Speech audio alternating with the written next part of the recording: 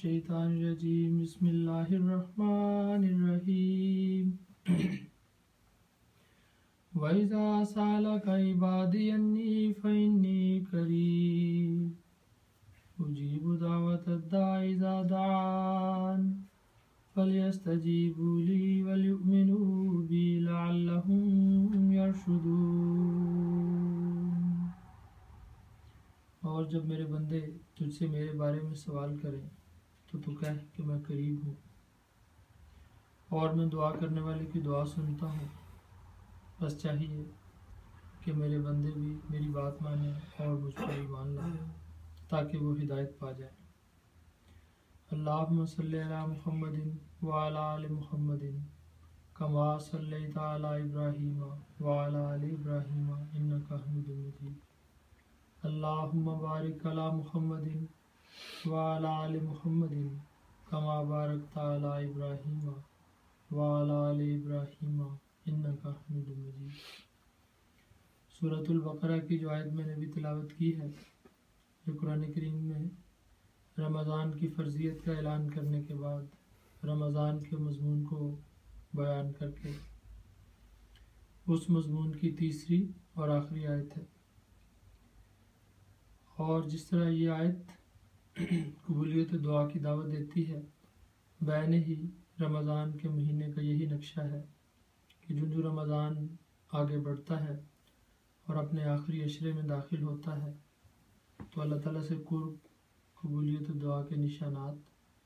اور رمضان کا جو منتہا ہے وہ حاصل ہونے کا وقت قریب آ جاتا ہے۔ رمضان کے آخری عشرے میں بہت زیادہ دعا کرنی چاہیے کہ اللہ تعالیٰ رمضان میں کی گئی عبادت کو قبول کر لے، اور اللہ تعالیٰ نے بھی اور حضور صلی اللہ علیہ وسلم نے بھی آخری عشرے کے ساتھ بہت ساری برکات کو اس وجہ سے منسوب کیا ہے کہ اللہ تعالیٰ اس وقت تک بندے کا امتحان لے چکا ہوتا ہے کہ اب میرے بندے نے 10 دن 15 دن 20 دن میری خاطر اتنی بڑی قربانیاں برداشت کر لی، اور اب گویا رمضان کے مہینے میں ہی انعام دینے کا وقت آ گیا ہے۔ تو جو آخری عشرہ ہے اس کی برکات سے بھرپور فائدہ اٹھانے کی کوشش کرنی چاہیے، تھک ہار کے سست نہیں ہو جانا چاہیے، جسمانی کمزوری پر قابو پاتے ہوئے پوری ہمت سے روزہ رکھنا چاہیے، تلاوت کی طرف توجہ کرنی چاہیے اور رمضان کی عبادات کو پورے ذوق و شوق سے بجا لانا چاہیے۔ آج آخری عشرہ ہے، جمعے کا بھی مبارک دن ہے، اور پھر جو طاق راتیں ہیں ان میں سے بھی آج کی رات طاق رات ہوگی، اور لیلۃ القدر کے حصول میں اس کی بڑی اہمیت ہے۔ اس حوالے سے آج کے بعد جو رمضان کے دن ہیں یہ خاص دعاؤں اور توجہ سے گزارنے چاہیے۔ جو گنتی کے دن سورۃ البقرہ میں کہا گیا اب واقعی وہ گنتی کے دن رہ گئے ہیں۔ آج کے جمعے سے آئندہ جمعے تک کے یہ چند مبارک دن ہیں۔ دعا کریں اللہ تعالیٰ ہم سب کے لیے ان دنوں کو بہت مبارک کرے،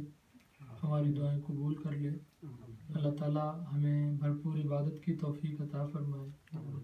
اور جن نے روزے رکھے ان کے روزے قبول کرے، اعتکاف کرنے والوں کے اعتکاف قبول کرے، جن نے مالی قربانیاں کی اللہ تعالیٰ ان کی مالی قربانیوں کو قبولیت بخشے۔